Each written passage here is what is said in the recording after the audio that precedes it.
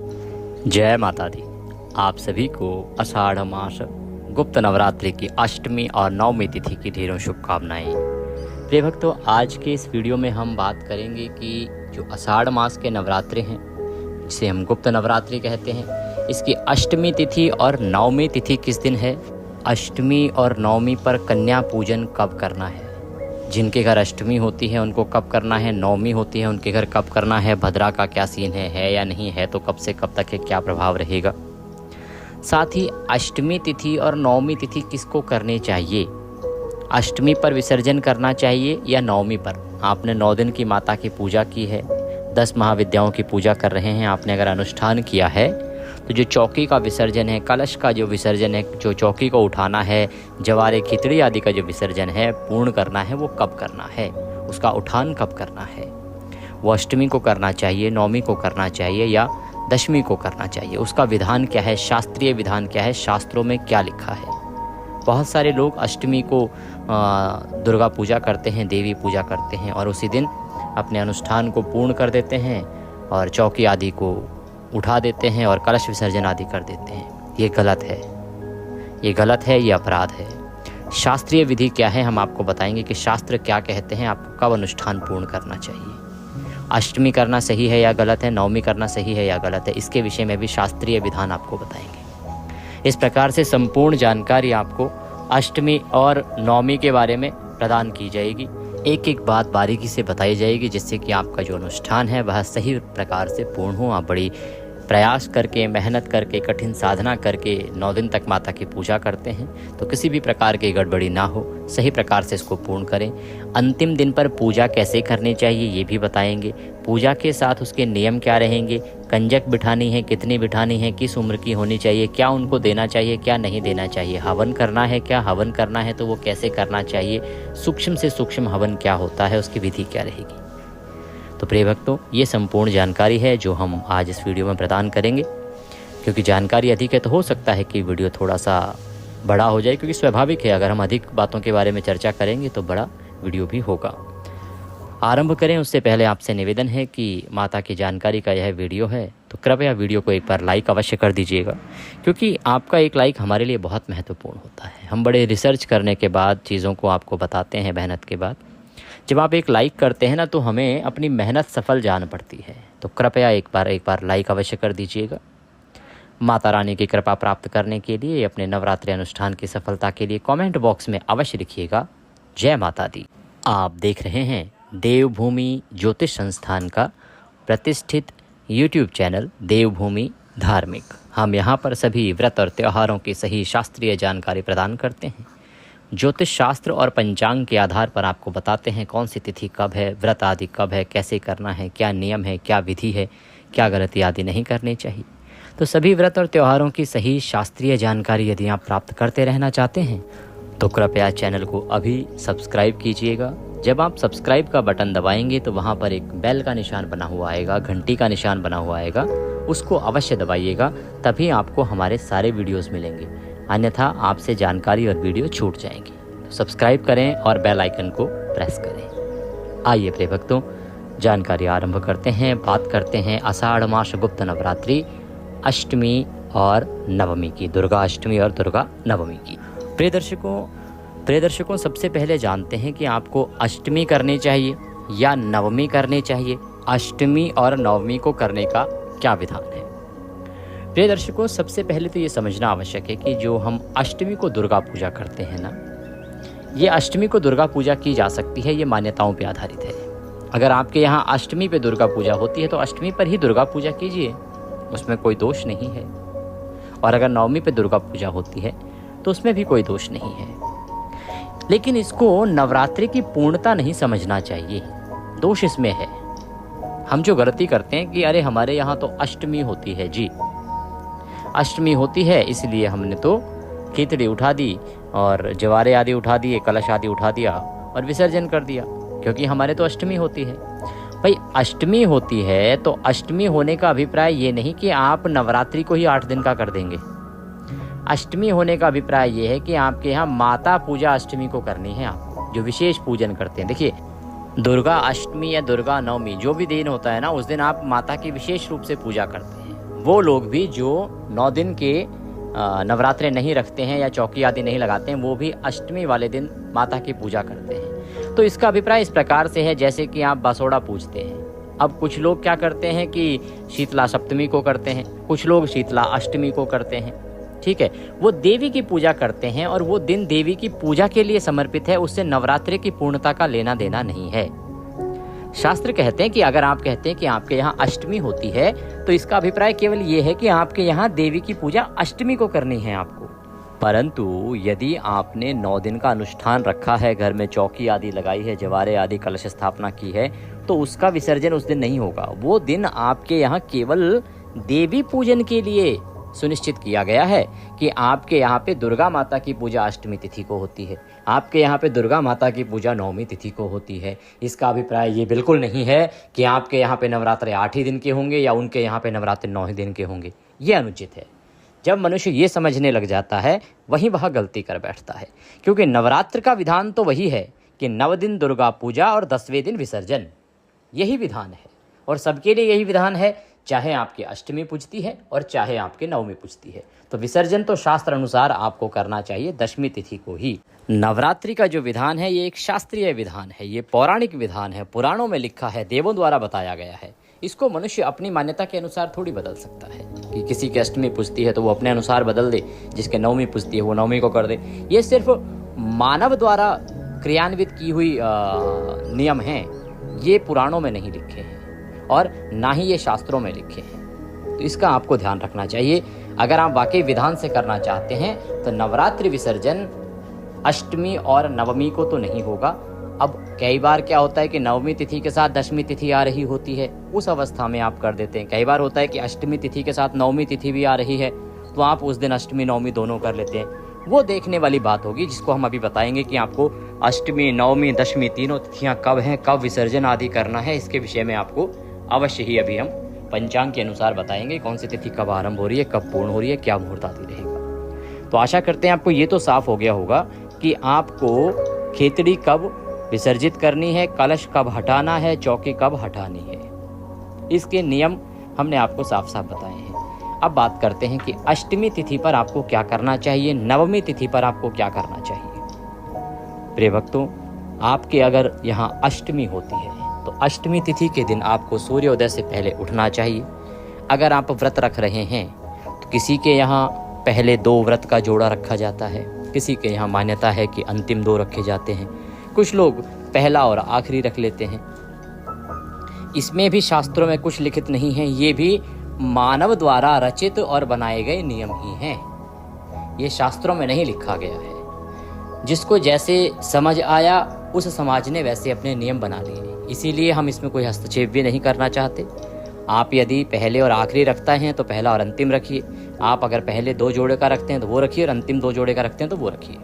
उसमें हमारा कोई हस्तक्षेप नहीं है, क्योंकि शास्त्र में इसको लेके कोई वर्णन नहीं है। शास्त्र में वर्णन आता है कि नवरात्र 9 दिन की है, माता की पूजा 9 दिन और विसर्जन 10वें दिन। 10वीं तिथि को विसर्जन करना चाहिए। 9 दिन की पूजा का विधान शास्त्रों में लिखा है, पुराणों में लिखा है। तो अष्टमी तिथि को दुर्गा पूजा करने के लिए आप सूर्योदय से पहले उठ जाएं। उठने के बाद स्नान आदि करके स्वच्छ वस्त्र धारण कीजिए। स्वच्छ वस्त्र धारण करके और आपने जो माता की चौकी सजाई है, अगर आप अनुष्ठान कर रहे हैं तो, और अगर आपने चौकी नहीं सजाई है, केवल अष्टमी पूजन कर रहे हैं, तो उस विधि से हम आपको बताते हैं। जिन्होंने चौकी सजाई है उनके वहाँ माता की स्थापना पहले से हो रखी है, तो आप उसी पर पूजन करेंगे। जिन्हें केवल अष्टमी ही करनी है, उन्होंने 9 दिन के लिए चौकी नहीं सजाई थी, कलश स्थापना नहीं की थी, तो उनके लिए एक विधान रहेगा जिसमें आप माता की स्थापना करेंगे और पूजन करेंगे। आइए आरंभ करते हैं। सबसे पहले सामग्री नोट कर लीजिए जो आपको चाहिएगी पूजा के लिए। आपके पास होनी चाहिए माता दुर्गा की कोई तस्वीर या प्रतिमा, उनको स्थापित करने के लिए कोई चौकी, चौकी पर बिछाने के लिए लाल रंग का वस्त्र, रौली, मौली, पान, सुपारी, लौंग, इलायची, धूप, दीप, नैवेद्य, अक्षत, पुष्प, पुष्पमाला, पंचामृत बनाने के लिए कच्चा दूध, दही, घी, शहद और शक्कर, माता को सुगंध के रूप में अर्पित करने के लिए इत्र। ये सामग्री है जो आपके पास होनी चाहिए, क्योंकि अंतिम दिन की पूजा है। इसमें हम 1 दिन के लिए कलश स्थापित नहीं करवाएंगे, केवल माता की पूजा करवाएंगे और उसके बाद कंजक बिठाएंगे। माता की पूजन कैसे करना है इसको देख लीजिए। जिन लोगों ने चौकी पहले से लगा के रखी है, पहले नवरात्रि को जिन्होंने स्थापना की थी, वो इस पूजा को आरंभ कीजिए जब हम पूजन आरंभ करेंगे। अभी आरंभ में हम बताएंगे यहाँ पे कि कैसे स्थापना करनी है, क्या चीज़ें करनी है, उनको आपको करने की आवश्यकता नहीं है। जब हम पूजन आरंभ करेंगे तो वहाँ से आप भी आरंभ कर दीजिएगा। तब तक आप अपनी जो स्थापना की हुई है वहाँ पे कल के चढ़ाए हुए हार हैं उनको हटा लीजिए। पुरानी जो भी सामग्री है जो कल अर्पित हुई थी उसको हटा लीजिए और उसके बाद आप पूजन आरंभ करेंगे। प्रिय दर्शकों, सारी सामग्री लीजिए, आसन लगा के और उपयुक्त स्थान जो भी आपके यहाँ पूजा के लिए है वहाँ बैठ जाइए। पूर्व या उत्तर दिशा की ओर मुख करके बैठ पाएँ तो सर्वोत्तम रहेगा। अब सबसे पहले आप सारी सामग्री का और स्थान का पवित्रीकरण करेंगे जिससे कि आप माता को स्थापित कर सकें। एक लोटा लीजिए तांबे का, उसमें पहले गंगा जल भरिए, फिर शुद्ध जल भरिए और उसके बाद उस जल से फूल के माध्यम से सारी सामग्री पर स्थान पर छींटे दीजिए जहाँ पर आपने माता की स्थापना करनी है। ओम पवित्रो अपवित्रों सर्वांग वस्तांगतोऽपि वां यः स्मरेत पुंडरीकाक्षं सभायन्तरः शुचिः। ओम। इस प्रकार से आपने छींटे देके और स्थान का पवित्रीकरण किया है, शुद्धिकरण किया है। अब माता की स्थापना करेंगे। चौकी लीजिए, चौकी पर लाल रंग का वस्त्र बिछाइए। वस्त्र बिछा के अपने हाथ धो लीजिए। चम्मच से जो लोटे में जल भरा है उस जल से एक चम्मच जल अपने हाथ पे लीजिए। हस्तो प्रक्षालनम, हाथ धो लीजिए। हाथ धोने के बाद हाथों में पुष्प लेके माँ भगवती से प्रार्थना कीजिए कि हे माँ जगदम्बा, हे माँ दुर्गा, हम आपका आवाहन करते हैं। आज अष्टमी पूजन के लिए हम आपकी आराधना करने के लिए आपको निवेदित कर रहे हैं कि आप आएं और यहाँ विराजमान हों। ये पुष्प हम आपको आसन के रूप में अर्पित कर रहे हैं, इन्हें आप आसन के रूप में स्वीकार करें। पुष्प अर्पित कर दीजिए, मातेश्वरी को स्थापित कर दीजिए। उनके सीधे हाथ की ओर घी का दिया रखिए, धूप रखिए और तदोपरांत आप पूजन आरंभ करेंगे। अब आप एक एक चम्मच जल स्वयं ग्रहण करेंगे एक एक मंत्र पर, क्योंकि पहले मनुष्य को देवी की पूजा के योग्य होना होता है, उसके बाद ही वह पूजन आरंभ करेगा। तो एक एक मंत्र पर एक एक चम्मच जल आप स्वयं ग्रहण कीजिएगा।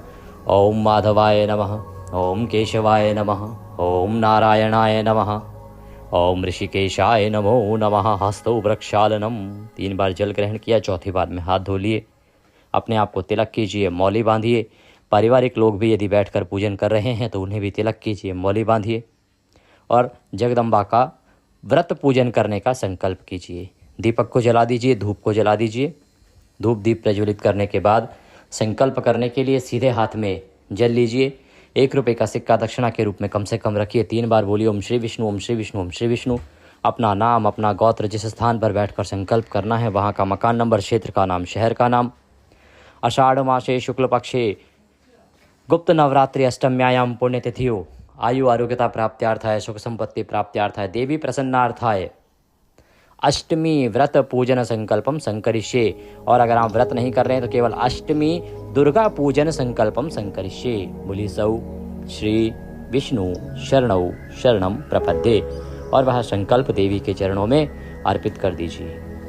भगवती को प्रणाम करके पूजन आरंभ करेंगे। सबसे पहले देवी को पद्य, अर्घ्य, आचमनी अर्पित कराया जाएगा। तो आप उनके सामने एक पात्र रखिए, कटोरी रखिए, जिसमें कि आप पूजा की सामग्री अर्पित करेंगे एक एक करके। सबसे पहले देवी को पद्य, अर्घ्य, आचमनी कराने के लिए एक एक मंत्र पर एक एक चम्मच जल देवी को अर्पित कीजिएगा। ओम भूर्भुवः श्री दुर्गा देव्यै नमः। आषाढ़ गुप्त नवरात्रि अष्टमी दिवस दुर्गा देवी पूजन निमित्तार्थाय पद्यम समर्पयामि। पद्य के रूप में 1 चम्मच जल अर्पित कीजिए। ओम भूर्भुवः श्री दुर्गा देव्यै नमः। अर्घ्यम समर्पयामि। ओम भूर्भुवः श्री चंडिकाय नमः। आचमनीम समर्पयामि। इस प्रकार से आपने 3 बार 1-1 चम्मच जल अर्पित किया। देवी को स्नान के लिए जल अर्पित कीजिए। ओम भूर्भुवः श्री दुर्गा देव्यै नमः। स्नान निमित्तार्थाय जलम समर्पयामि। पंचामृत से स्नान कराएंगे देवी को, तो पंचामृत बना लीजिए। कच्चा दूध, दही, घी, शहद और शक्कर, इन 5 चीज़ों को मिला के पंचामृत बनाइए, फूल पर लगा लीजिए और वह देवी को अर्पित कीजिए। ओम भूर्भुवः श्री दुर्गा देव्यै नमः। पंचामृत स्नान निमित्तार्थाय पंचामृतम समर्पयामि। पंचामृत से स्नान करा के शुद्धोदक स्नान होगा, शुद्ध जल से स्नान कराएंगे पुनः। ओम भूर्भुवः श्री दुर्गा देव्यै नमः। शुद्धोदक स्नान निमित्तार्थाय शुद्ध जलम समर्पयामि। शुद्ध जल अर्पित कीजिए देवी को। शुद्ध जल से स्नान करा के वस्त्र अर्पित करेंगे। आप कोई चुनरी लाए हैं माता को तो वो उठाएंगे, अगर नहीं तो वस्त्र के रूप में मौली का एक टुकड़ा तोड़िएगा और वह अर्पित कीजिएगा। ओम भूर्भुवः श्री दुर्गा देव्यै नमः वस्त्रम समर्पयामि। वस्त्र अर्पित करने के बाद माता को इत्र अर्पित करेंगे। इत्र आप फूल पर लगा लीजिए, फूल पे लगा के और वह अर्पित कीजिएगा। ओम भूर्भुवः श्री दुर्गा देव्यै नमः इत्रम समर्पयामि। माता को तिलक लगाएंगे, रौली कुमकुम आदि से तिलक कीजिएगा। ओम भूर्भुवः श्री दुर्गा देव्यै नमः तिलकम समर्पयामि। तिलकम तिलकांते अक्षतम पान्तु। अक्षत लगाएंगे देवी को, अक्षत अर्पित करेंगे। अक्षतम समर्पयामि। पुष्पाणि पान्तु। अब देवी को पुष्प अर्पित करेंगे, फूलों की माला है तो माला पहनाएंगे। ओम भूर्भुवः श्री दुर्गा देव्यै नमः पुष्पम समर्पयामि। पुष्प अर्पित कीजिए, फूलों की माला पहनाइए। फूलों की माला पहनाने के बाद जगदम्बा को धूप दिखाएंगे और दीप दिखाएंगे। ओम भूर्भुवः श्री दुर्गा देव्यै नमः धूपम अर्पयामि। ओम भूर्भुवः श्री दुर्गा देव्यै नमः दीपम दर्शयामि। धूप दीप दिखा के और माँ भगवती को नैवेद्य अर्पित करेंगे। नैवेद्य के रूप में आपके पास मिठाई है तो मिठाई चढ़ाइएगा, फल है तो फल अर्पित कीजिएगा, या आप मिश्री लीजिएगा और वह नैवेद्य के रूप में अर्पित कीजिएगा। ओम भूर्भुवः श्री दुर्गा देव्यै नमः नैवेद्यम समर्पयामि। नैवेद्य के रूप में अर्पित करने के बाद माता को जलाचमनी कराएंगे। जलाचमनी कराने के लिए 1 चम्मच जल लीजिएगा, अर्पित कीजिएगा। ओम भूर्भुवः श्री दुर्गा देव्यै नमः जलाचमनीम समर्पयामि। माता को जलाचमनी अर्पित कीजिए। जलाचमनी करा के और तांबूल अर्पित करेंगे। तांबूल के रूप में एक पान का पत्ता लीजिए, उसमें 2 लौंग, 2 इलायची और 1 सुपारी रखिए और वह देवी को अर्पित कीजिए। ओम भूर्भुवः श्री दुर्गा देव्यै नमः तांबूलम समर्पयामि। तांबूलम पूंगी फलम शुभ दक्षिणायाम शुभदो वरदो भवः। माता को हाथ जोड़ के नमन कीजिए, मातेश्वरी को प्रणाम कीजिए। आज के दिन का दुर्गा सप्तशती का पाठ अभी अधूरा होगा। अष्टमी है, अपना दुर्गा सप्तशती का पाठ कीजिए यदि आप प्रतिदिन कर रहे हैं तो, और सुन रहे हैं तो हमारे चैनल पर दुर्गा सप्तशती सुनाई जा रही है, प्रतिदिन का अध्याय सुनाया जा रहा है, तो आप दुर्गा सप्तशती सुनिए। चंडी रक्षा कवच अवश्य सुनिएगा और जगदम्बा का पाठ सुनने के बाद माता की आरती कीजिए। आरती करने के बाद माँ को भोग लगाएंगे। भोग में क्या बनाएंगे? देखिए, जो नवरात्रि होते हैं और अंतिम दिन जो होता है उसमें हलवा पूड़ी का भोग माता को लगाया जाता है। हलवा पूड़ी और काले चने, हलवा पूड़ी और काले चने कितनी प्लेट लगानी है अब इसकी बात करते हैं। पूजन हो गया हमारा, आरती हो गई माता की, भोग लगाना है और हमें कंजकें बिठानी है। प्रिय भक्तों, हमें कितनी कंजकें बिठानी चाहिए इसकी बात करते हैं। देखिए, हमें 9 कंजक का विधान है, 9 कंजक का विधान है और एक लोकड़ा कहते हैं, लाकड़ा कहते हैं, अलग अलग नाम है यहाँ पे। तो उसमें हम एक बालक बिठा देते हैं, एक लड़का बिठा देते हैं कोई, जिसकी उम्र उसी समकक्ष होती है जो देवी की उम्र मानी गई है। देवी की उम्र क्या मानी गई है? कंजक के रूप में कितने उम्र की कंजक को आप बिठा सकते हैं? देखिए, 2 वर्ष से और 9 वर्ष तक की जो कन्या है वो पुराणों में लिखी गई है, आप बिठा सकते हैं। आधुनिक समय के हिसाब से परिवर्तन करना चाहिए तो 2 वर्ष से और 7 वर्ष तक की कन्या जो है कन्या पूजन के लिए, नवरात्रि कन्या पूजन के लिए सर्वोत्तम है। उम्र के अनुसार इन कन्याओं का आपको नवरात्रि कन्या पूजन के दिन पूजा करनी चाहिए, उनको इनवाइट करके, निमंत्रित करके बुलाना चाहिए। आपको एक साथ सारी प्लेट लगा लेनी है, जो भी आप कंजकों को देने के लिए सामग्री लाए हैं वह, और जो आपने बनाई हैं पूड़ियाँ रखिए, हलवा रखिए, उसके ऊपर आप जो काले चने बनाते हैं वो रखिए। 9 कंजक का निकालिए, देवी की पूजा के लिए अलग से एक प्लेट में सजाइए, देवी के सामने भोग अर्पित कीजिए। भोग अर्पित करेंगे देवी के सामने, थाली रख दीजिए मातेश्वरी के सामने, पर्दा कर दीजिए। ओम नाभ्यः आशिहिदन्तरिक्षं शिष्णुः जो हो समवर्ततः पद्भ्यां भूमिर्दिशां श्रोत्रां तथा लोकां न कल्पयनः। ताली बजाइए, पर्दा हटा दीजिए, जलाचमनी कराइए, आचमनी में जल लीजिए, चारों तरफ घुमाइए और छोड़ दीजिए। हाथ जोड़ के माता को थाली वहाँ से उठा लीजिए, बाकी प्रसाद में मिला दीजिए। अब आपने जो कन्या पूजन के लिए, कन्याओं के लिए जो प्रसाद इकट्ठा किया है, जो 9 प्लेटें लगाई हैं, और साथ में जो भी आप देने वाले हैं कन्याओं को, वो भी एक एक वहाँ पे रख दीजिए। अपने सीधे हाथ में जल लीजिए, जल लेके और माता का स्मरण करते हुए कि हे मातेश्वरी, ये हम कन्या पूजन में कन्या को अर्पित कर रहे हैं। और इस प्रकार से हाथ में जल लेके उनके चारों तरफ घुमा के और छोड़ दीजिए और नमस्कार कीजिए।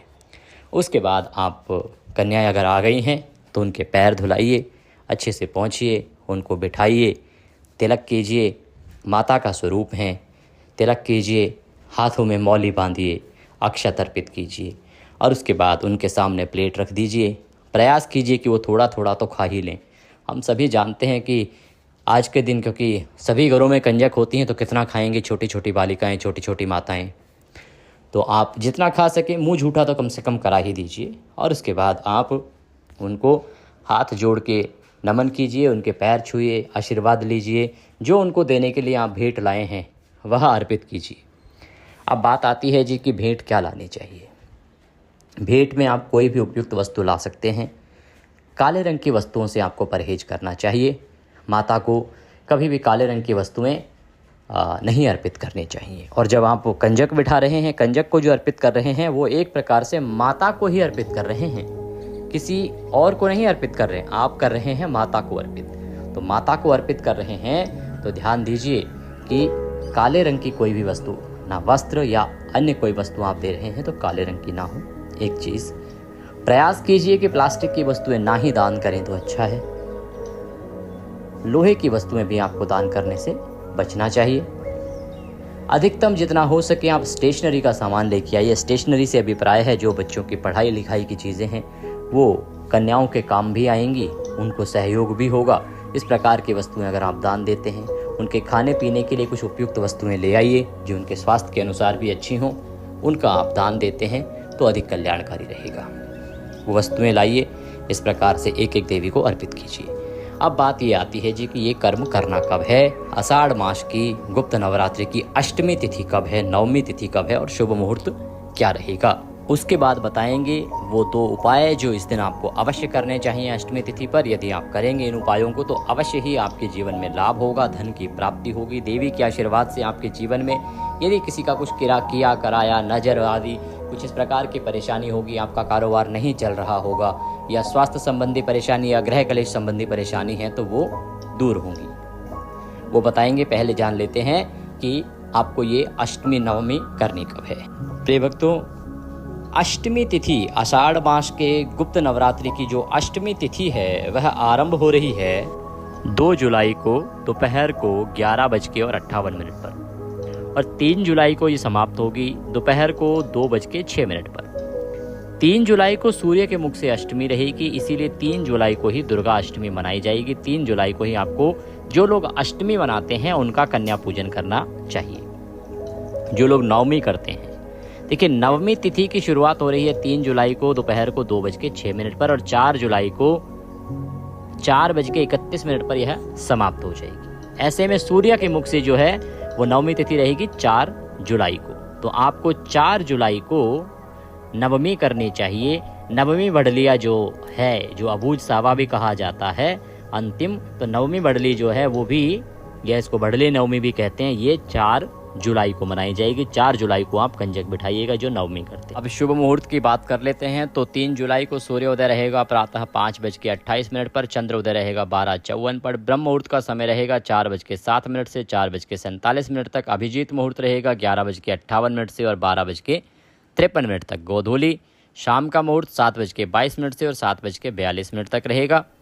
अमृत काल का समय रहेगा प्रातः 7:09 से और 8:56 तक। इस प्रकार से सर्वोत्तम समय रहेगा सूर्य उदय से और 10:30 बजे तक कन्या पूजन के लिए। राहु काल का समय 2:10 से और 3:54 तक रहेगा। इसमें आप किसी प्रकार की पूजा पाठ ना कीजिएगा।